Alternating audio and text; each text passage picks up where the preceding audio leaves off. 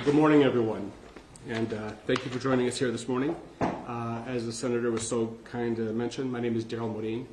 I'm the National President of For Latino, and I'm the founder of the 80% Coalition, a nonpartisan coalition of advocacy, business, faith, and service organizations working together collectively to reduce gun violence through common sense reforms.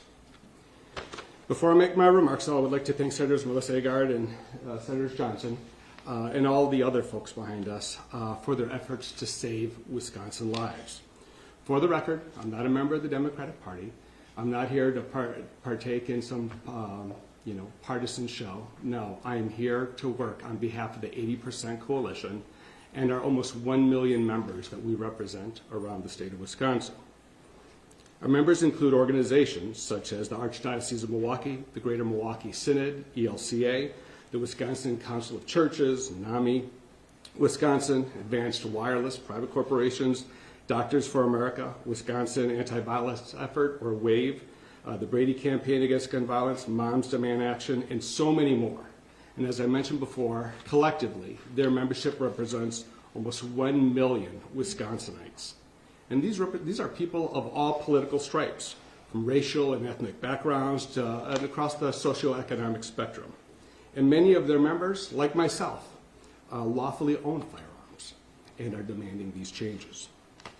Our goal is to reduce gun violence through common sense firearm reform. We have two legislative priorities. The first is to see the closure of the background check loopholes that allow violent felons today to go out and easily purchase firearms, either online or in person. The second is to allow for ERPOs, extreme risk protection orders, better known as red flag laws. That way, law enforcement, as well as family members, will be able to petition a court if they know of an individual with a firearm who's in imminent danger of hurting himself or hurting others.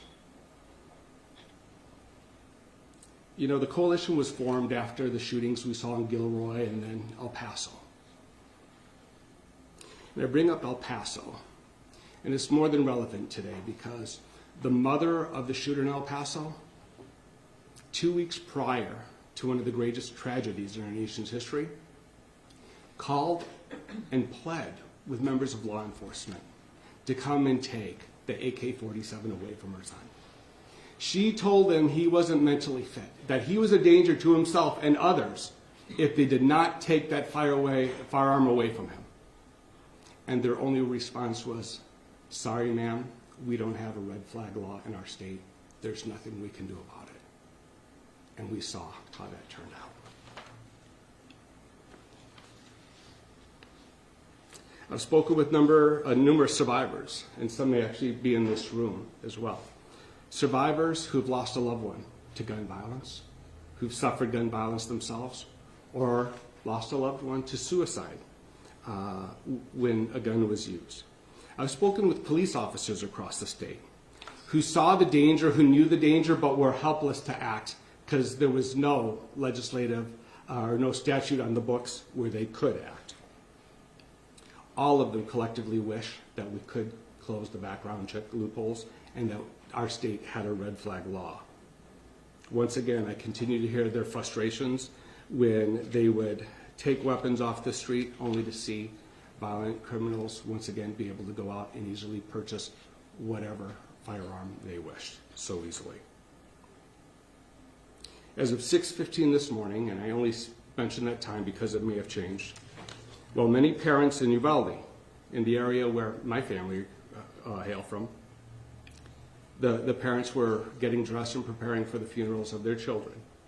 But since that time of the mass shooting last week, there's been more than 20 more mass shootings around our country.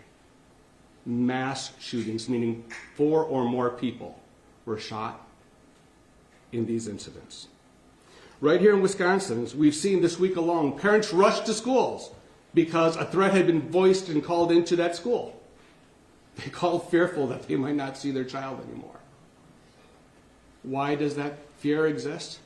Because they know it's not a matter of if, but when.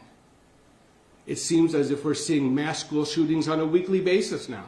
So much so that Education Weekly the periodical for teachers and school administrators, now has a running dashboard on their website so people can see the latest location and date and time of the school shootings.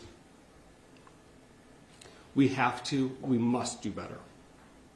That is why the 80% Coalition, with all of our members and all of our supporting organizations across the political spectrum today, we're imploring leadership to pass these two pieces of common sense legislation. It's great to hear people pray for those lost. It's important that we do that.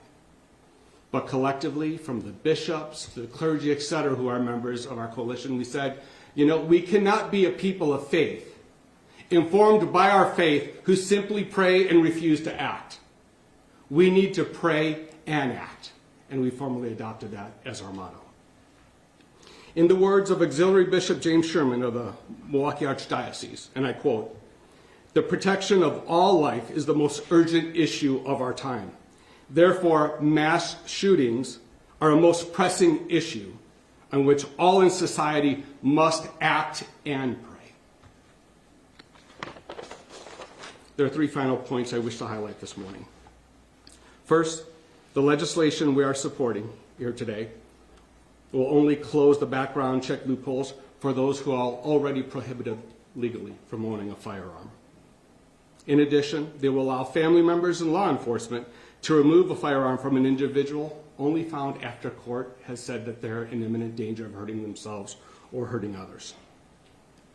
If you are a lawful firearm owner, these statutes, these bills will not impact you or your Second Amendment right.